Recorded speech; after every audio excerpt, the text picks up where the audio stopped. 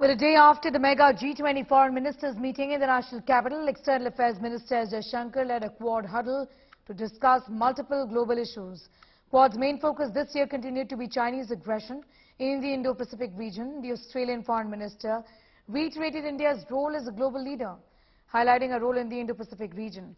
Also, Japan sent across a stern message to China, saying that while the Quad isn't sidelining China, it is important for Beijing to abide by international law. At the meeting, the Quad released a joint statement in which they reaffirmed steadfast commitment to support a free and open Indo-Pacific, which is inclusive and resilient. To me, right now, there are three big issues that the world needs to address and the Quad needs to address. And Quad can address, can make a difference. One, more reliable and resilient supply chains. Two, the whole, the digital challenge, trust and transparency when it comes to technologies, how do we live a more secure digital existence. And third, connectivity. And I do see these as three big issues which in different ways the Quad needs to do together and also do with other countries, and I do expect that to be a greater part of our agenda. The new things which came out today, we agreed on a counter-terrorism working group. We agreed on cooperating more closely with the Indian Ocean Rim Association.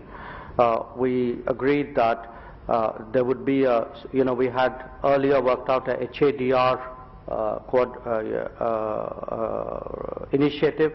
So the standard operating procedures for that, which I think the military people would obviously see as a prerequisite for their cooperation. I think we coordinated on the UN to make sure that the processes of the UN are respected and the workings of the UN stay true to its spirit. I was personally happy that there was a stronger expression of support from all of us collectively to the reform of the UN, to the fact that there would be intergovernmental negotiations on the reform. I also see that when it comes to sustainable development goals, which all of us are committed to, we believe that they should be pursued comprehensively, not cherry-picked for political convenience. We will be doing a maritime security working group very shortly in Washington, and we discussed, among other things, one of the outcomes we agreed on was that the listings of terrorists, the counter-terrorism side listings should not be politicized. These were some of the outcomes. Even as we're rightly focused on what is happening in Ukraine as a result of the Russian aggression, not just because it matters to Ukrainians and to Ukraine and to Europe, but because it matters to the entire world. The principles that underlie the entire international system that are necessary for trying to keep peace and stability that grew out of 2 world wars are being challenged, being aggressed along with Ukraine. And part of the reason that countries way beyond Europe are also so focused on this and are working to support Ukraine and deal with the challenge is because they know it could have an effect here. If we allow, with impunity, Russia to do what it's doing in Ukraine, then that's a message to would-be aggressors everywhere that they may be able to get away with it too.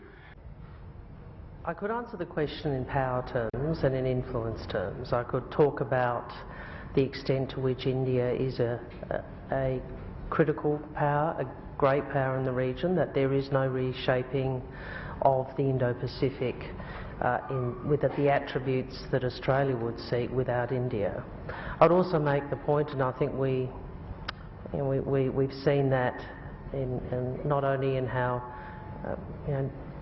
Jai engages with the world and his narrative around it, but also Prime Minister Modi. India is a civilisational power, brings a different perspective to some of the challenges of these times.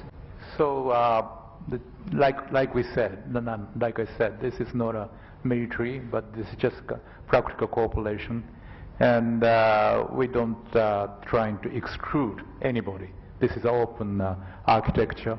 So one thing we would like to say is to just abide by the law, international institutions, and as long as even China abide by the law of the international norm, and also act under the international institutions standards and rules, then this is not the conflicting issues between China and the Quad.